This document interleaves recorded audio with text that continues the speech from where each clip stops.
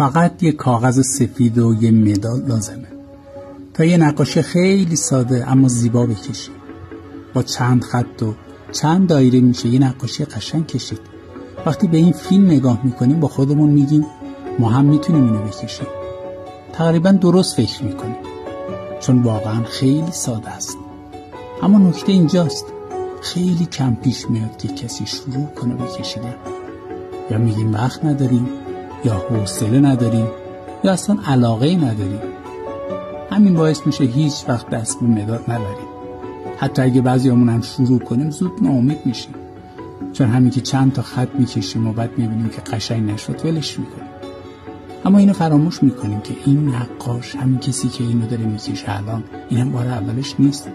اونم بارها و بارها و بارها این نقاشی رو کشیده که الان خیلی ساده داره با مداد برامون اینو میکشه. با مداد کاغذ اصلا رفیق شده، زیاد تکرار کرده تا این مهارت رو به دست آورد. بیاید ما هم امتحان بکنیم، نه 100 بار، 10 بار، 20 بار، حتی کمتر. کافیه چند بار به این فیلم نگاه کنیم و از روش با هم بکشیم. مطمئنم که ما هم توی بار 10 یه نقاشی خوب میکشیم. پس چرا شروع نمی‌کنیم؟ چرا انگیزه نداریم؟ باید بدونیم که هر کار ساده‌ای رو اگر 100 بار انجام بدیم حتما توش استاد میشیم. هیچ شکی نداشته باشید. همین تخصصی که دارید، هر کاری که دارید انجام میدید، اگر اصولی درست مثل استاد تکرار کنین به سادگی ما هم استاد بشیم. کارهای استادانه نتیجه تمرین و تکرار زیاده تا جایی که تو ذهنمون ملکه بشه.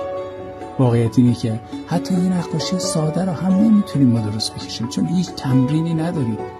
هیچ وقت براش زمان نذاشتیم که تکرارش کنیم.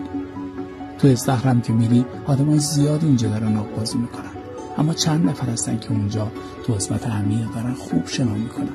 آدم لذت میبره.